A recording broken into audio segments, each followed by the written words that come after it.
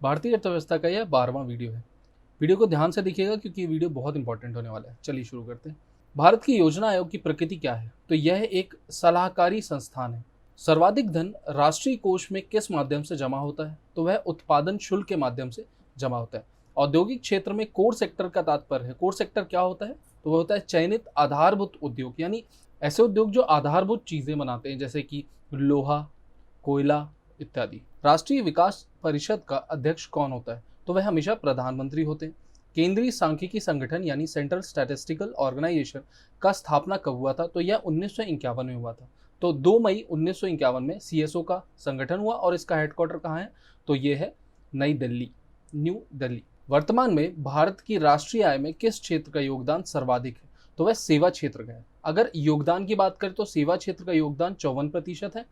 Industry यानी द्वितीय क्षेत्र का योगदान 25% और जो हमारा एग्रीकल्चर यानी प्राथमिक क्षेत्र है उसका योगदान 21%। शुद्ध राष्ट्रीय उत्पाद एनएनपी, नेट नेशनल प्रोडक्ट, बराबर होता है किसके? तो वो होता है जीएनपी यानी ग्रॉस नेशनल प्रोडक्ट माइनस घिसाव यानी डेप्रिसिएशन। घिसाव यानी वस्तुओं और चीजों की जो मूल्य में गिरावट आती है उसका। मूल्य एवं पूंजी नामक पुस्तक के लेखक कौन है? तो वो है जे.आर. हिक्स।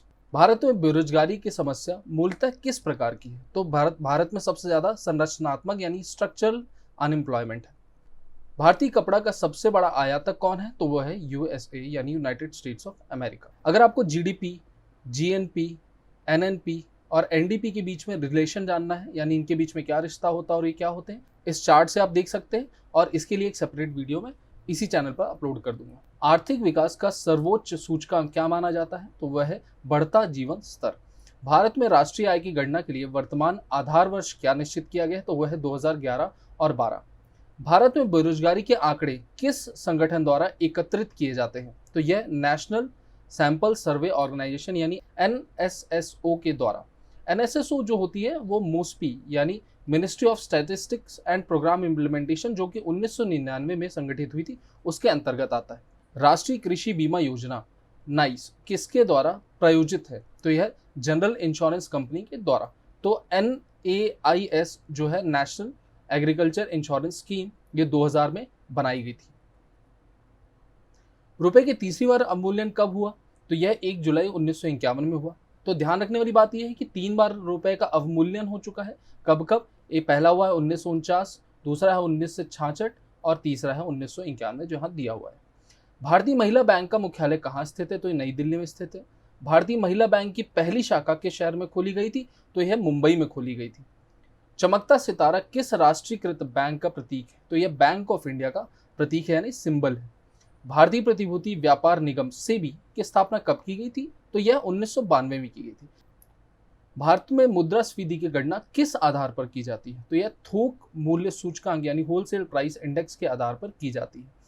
किस अधिनियम के तहत भारतीय मुद्रा प्रणाली के दशमलव प्रणाली में परिवर्तित किया गया था, जिसे 1 अप्रैल 1957 में लागू किया गया था? तो यह भारतीय मुद्रा संशोधन अधिनियम 1955 के द्वारा किया गया था। तो क्या किया गया था? भारतीय मुद्रा प्रणाली को दशमलव प्रणाली में परिवर्तित किया गया था। 1966 में आरंभ नोट की वर्तमान श्रृंखला को क्या नाम दिया गया है? तो यह महात्मा गांधी श्रृंखला कहलाती है। सिक्योरिटी पेपर मिल कहाँ उपस्थित है? यह होशंगाबाद, जो कि मध्य प्रदेश में उपस्थित है। भारत में प्रथम विमुद्रीकरण कब हुआ? तो यह 1946 में हुआ।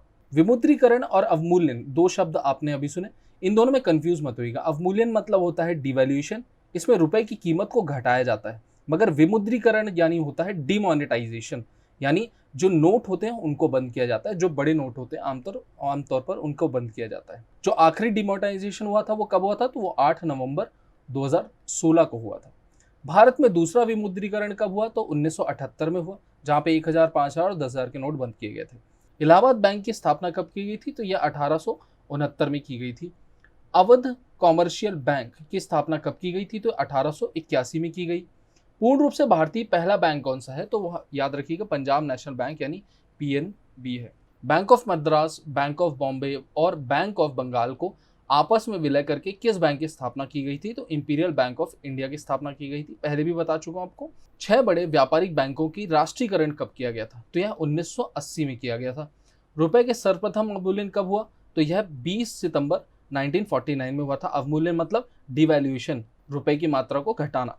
दूसरी बार अवमूल्यन कब हो, तो मैंने बताया था 6 जून 1966 को। भारत सरकार द्वारा किस संस्थान को अनुसंधान एवं विकास में सेंटर ऑफ एक्सीलेंस के रूप में चुनकर विश्व स्तरीय विश्वविद्यालय के स्तर पर लाने के निर्णय लिया गया है? तो यह भारतीय विज्ञान संघ संस्थान बेंगलुरु है, जिसको IIST भी कहते हैं, IIST बेंगलुरु। किस सीमा तक के वार्षिक कारोबार को सेवा कर से मुक्त रखने की घोषणा की गई है? तो यह 4 लाख रुपए तक के वार्षिक कारोबार को की गई है। सर्व शिक्षा अभियान का वित्तीय पोषण किस प्रकार से किया जाता है? तो यह भारत सरकार द्वारा सृजित प्रारंभिक शिक्षा कोष से किया जाता है। कृषि विपणन अवस्थापन श्रेणीकरण एवं मानकीकरण का विकास एवं सुधारीकरण योजना का क्रियान्वयन किया गया था नाबार्ड तथा राष्ट्रीय बैंक निगम के द्वारा, इन दोनों के ज्वाइंट वेंचर के द्वारा। अशोक लीलैंड नाम के ट्रकों का उत्पादन किस औद्योगिक घराने के द्वारा किया जाता है? तो ये हिंदुजा इंडिया लिमिटेड के द्वारा किया जाता है। भारत की केंद्रीय सरकार में बजट में आगम व्यय की सबसे बड़ी मद क्या है? भारतीय बजट के अनुसार किसमें सबसे ज्यादा व्यय किया जाता है? तो वह है ब्याज भुगतान पर। भारत की 8वीं पंचवर्षीय योजना में सर्वोच्च प्राथमिकता किसे दी गई है? तो वह मानवीय विकास को दी गई है। किस पंचवर्षीय योजना में गरीब जनता को न्यूनतम आवश्यकताएं उपलब्ध कराने हेतु राष्ट्रीय न्यूनतम आवश्यकता कार्यक्रम चलाया गया था? तो यह 5वीं पंचवर्षीय योजना थी। सर्वाधिक दालों का उत्पादन किस राज्य में होता है? तो वह मध्य प्रदेश, पिछले 5 वर्ष से हो रहा है। सेल्यूलर फोन के पिता किसे कहा जाता है? तो यह फ्रेड मेरिसन को कहा जाता है। कृषि लागत एवं कीमत आयोग की स्थापना कब की गई थी? तो यह 1965 में की गई थी। विश्व टेक्सटाइल व्यापार में भारत की हिस्सेदारी कितने प्रतिशत है? तो यह 4% है। भारत में पंचायती राज पद्धति सर्वप्रथम किस राज्य में क्रियान्वित की गई थी? तो यह राजस्थान में क्रियान्वित की गई थी। कब? तो 1956 के आसपास। और ध्यान देंगे कि जो 1992 का पंचायती राज अधिनियम है, उसके बाद सबसे पहली बार मध्य प्रदेश में पंचायती राज का गठन किया गया था। तो दोनों अलग चीजें हैं। संयुक्त राष्ट्र संघ यूएनओ में महासचिव का पद कितने समय के लिए होता है? तो यह 5 साल के लिए होता है। अभी के महासचिव कौन है? तो एंटोनियो ग्यूटेरेस है। न्यूक्लियर स्रोत में बिजली उत्पादन में किस देश का पहला स्थान है? तो वह संयुक्त राज्य अमेरिका का है। वैट यानी वैल्यू एडेड टैक्स कर को किस कर के स्थान पर प्रतिस्थापित किया गया है? तो यह बिक्री कर के स्थान पर आया है। भारत में पहला डाक टिकट कब जारी किया गया था? तो 1857 में किया गया था। मुद्रा संकुचन यानी डिफ्लेशन यानी महंगाई घटना का कारण क्या होता है? तो वस्तुओं एवं सेवाओं की पूर्ति की तुलना में मुद्रा की पूर्ति में कमी आ जाती है तब। वैल्यू एंड कैपिटल नामक पुस्तक किसकी रचना है? तो यह हिक्स की रचना है। भारत में विधिग्राह्य मुद्रा क्या है? तो वह रुपए है। स्वतंत्रता के बाद कितने बार रुपए का अवमूल्यन किया गया? तो जैसा मैंने आपको बताया 3 बार किया गया है। करेंसी नोट प्रेस कहाँ स्थित है? तो यह नासिक रोड महाराष्ट्र में स्थित है। और बैंक नोट प्रेस कहाँ स्थित है? तो यह देवास मध्य प्रदेश में स्थित है। 5 रुपए, 10 रुपए, 50 रुपए, 100 रुपए, 500 और 1000 के नोट कहाँ बनाए जाते हैं? तो यह currency note press Nashik road Maharashtra में बनाए जाते हैं। भारतीय रेलवे कितने जोनों में विभाजित किया गया है? तो यह 17 जोनों में विभाजित किया गया है। भारतीय रिजर्व बैंक ने जमा प्रमाण पत्र योजना कब शुरू की थी? तो यह मार्च 1989 को शुरू की गई थी। निवेशकों में जागरूकता लाने तथा उनके हितों की रक्षा के लिए निवेशक शिक्षा एवं संरक्षण निधि की स्थापना कब की गई? तो यह 1 अक्टूबर 2001 को की गई। किसी भी प्रतिभूति जिस पर ब्याज दर स्थिर हो, जैसे सरकारी प्रतिभूति या ऋण पत्र, उसे क्या कहा जाता है? तो उसे बॉन्ड कहा जाता है। राष्ट्रीय स्टॉक एक्सचेंज की स्थापना कब की गई थी? तो नेशनल स्टॉक एक्सचेंज की 26 अप्रैल 1993 को की गई थी। सेंसेक्स शब्द संक्षेप का सबसे पहली बार प्रयोग किस आर्थिक विश्लेषण द्वारा 1990 में लगभग किया गया था? तो वह दीपक मोहिनी के द्वारा। सेंसेक्स के क्या फुल फॉर्म है? Stock exchange sensitivity index. जब उन व्यक्तियों द्वारा भारी मात्रा में शेयर का क्रय विक्रय करके लाभ कमाया जाता है जिनके पास कंपनियों की गुप्त सूचना रहती है, तो इस प्रकार के शेयर के क्रय विक्रय को क्या कहा जाता है? तो इसे इनसाइडर ट्रेडिंग कहा जाता है। देश का पहला सूक्ष्म वित्त संस्थान कौन सा है? माइक्रो फाइनेंस इंस्टीट्यूशन कौन सा है और इसकी स्थापना कब हुई थी?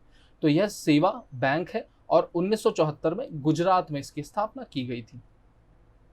सूक्ष्म ऋण से जुड़ा विवादों और उनके कामकाज के तरीकों पर राय जानने के लिए भारतीय रिजर्व बैंक ने अक्टूबर 2010 में किसकी अध्यक्षता पर उप समिति का गठन किया था? तो यह YH मालेगांव समिति के अंतर्गत किया गया था। देश में वित्तीय बाजारों के कार्यों का विनियमन करने के लिए भारतीय प्रतिभूति एवं विनिमय बोर्ड यानी SEBI security and exchange board of India की स्थापना कब की गई? तो 12 अप्रैल 1988 में की गई। भारत में कर्मचारियों की महंगाई भत्ते का निर्धारण किसके आधार पर किया जाता है? तो यह किया जाता है उपभोक्ता मूल्य सूचकांक के आधार पर। अवमूल्यन आयात को क्या बनाता है? तो वह महंगा बनाता है। अवमूल्यन यानी डिवैल्यूएशन जब किया जाता है, रुपए की मात्रा को कम किया जाता है, तो आयात जो है महंगा हो जाता है। ग्रेशम का नियम है, बुरी मुद्रा अच्छी मुद्रा को प्रचलन से बाहर कर देती है। ये ग्रेशम का नियम है। मजदूरी का लौह सिद्धांत, आयरन लॉ ऑफ वेजेस कहलाता है मजदूरी का जीवन निर्वाहक सिद्धांत। मुद्रास्फीति बढ़ने से किसे लाभ होता है? तो वह ऋणी को लाभ होता है जिसने लोन ले रखा है। वेल्थ ऑफ द नेशन नामक अर्थशास्त्रीय कृति के लेखक कौन है? तो वह है एडम स्मिथ। ऋण नीति किस व्यवस्था के अंतर्गत आती है? तो वह मौद्रिक व्यवस्था के अंतर्गत आती है। भारत में कौन सी संस्था राष्ट्रीय आय को अनुमान लगाती है? भारत में कौन सी संस्था राष्ट्रीय आय का अनुमान लगाती है? तो वह केंद्रीय सांख्यिकी संस्था है, यानी सेंट्रल स्टैटिस्टिकल ऑर्गेनाइजेशन है। वैट यानी वैल्यू एडिशन टैक्स लगाया जाता है उत्पादन तथा अंतिम बिक्री के बीच में विभिन्न स्तरों पर। जब भी किसी एक वस्तु का वैल्यू एडिशन होता है यानी मूल्य वृद्धि होती है तो उस पर टैक्स लगाया जाता है। जैसे आटे से अगर ब्रेड बनाया गया तो उस पर टैक्स, ब्रेड को अगर पैक करके दुकान में बेचा गया तो उस पर टैक्स, यानी वृद्धि होने पर टैक्स लगाया जाता है। मुक्त व्यापार क्षेत्र किसे कहते हैं? जहां बिना नियंत्रण के व्यापार होता है। अगर वीडियो पसंद आया तो इस वीडियो को लाइक करिए और ऐसे ही और वीडियोस के लिए हमारे चैनल को सब्सक्राइब करिएगा। Thank you so much for your time.